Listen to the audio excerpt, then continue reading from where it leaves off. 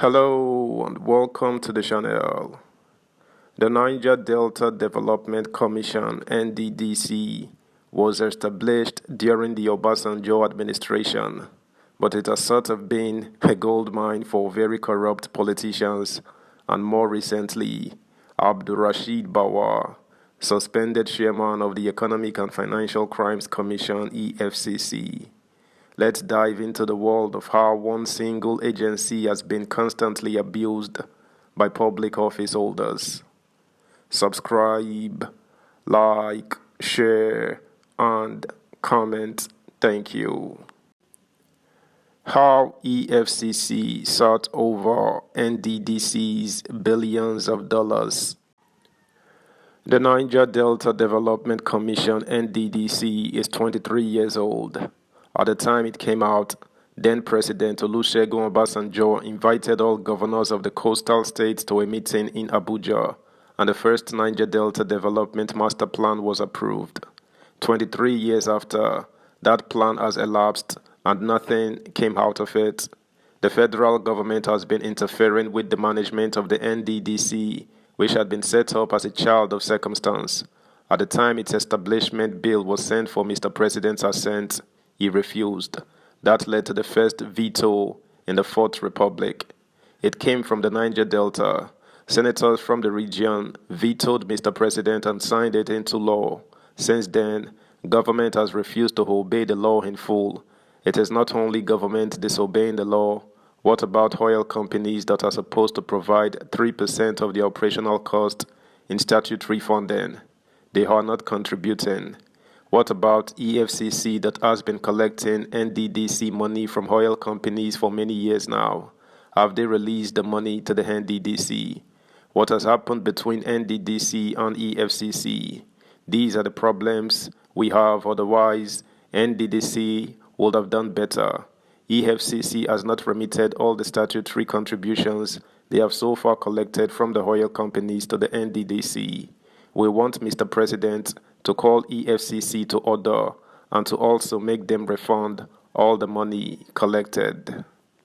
I-Chief Anab's Sarah Igbe is the national coordinator of the South-South Leaders Forum and former spokesman for the Pan-Niger Delta Elders Forum, PANDEF.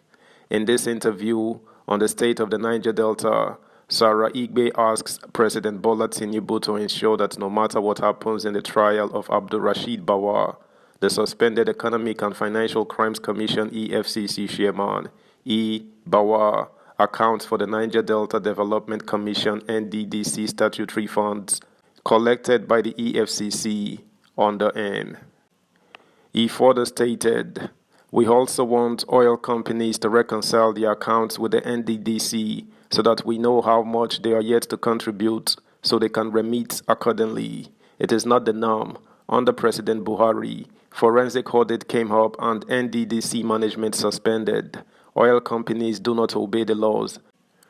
The only body they fear is the EFCC. The president ordered the EFCC to collect the money, but they were not remitting same to the NDDC. We were not bothered because we know most of them NDDC caretakers are thieves. We all saw the drama that took place in the National Assembly when people claimed to be fainting or dying. They also publicly accused the NAS members of complicity in the frauds. As leaders of the region, we are now asking the EFCC to release this money to the competent leadership of the NDDC. It is a huge amount, running into billions of dollars. The oil companies should reconcile with the EFCC so that we know how much they have remitted. Payment started the day President Buhari announced forensic audit. EFCC invited and locked up some oil companies' chiefs for failing to pay the money. Some companies are yet to pay up, while the EFCC is also holding on to the bulk of the money. The police and the courts should come in to ask why some persons are not obeying the laws of the land. Let the embattled EFCC boss tell us how much of our money is unremitted before they let him go.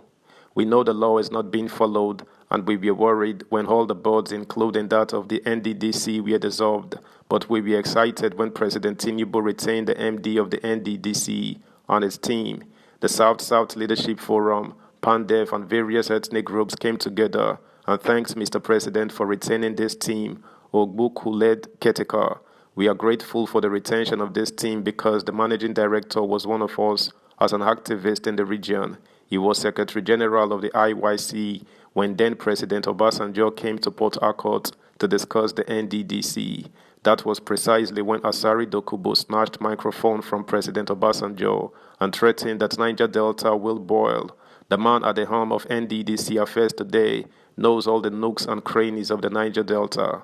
Finally, a man from where oil was first discovered, Oloibiri, now moribund after all the oils have been extracted, is now heading the NDDC. This is the first time somebody from that locality is becoming the MD of the NDDC. That is the kind of man Niger Delta needs in the NDDC. It is a volatile area. We need a leader who can communicate. The whole place has been very peaceful since he came in. He knows the activists, knows those in power. We are also very proud of him because he went to school up to the PhD level despite his activism. We know he can manage men and materials. We believe Sam and his team will bring peace to the Niger Delta. Subscribe, like, share, comment, and please turn the notification bell on. Thank you. The federal government will also benefit because oil production will increase, bunkering will reduce. Under Buhari, the federal government borrowed a lot, using the Niger Delta oil as collateral.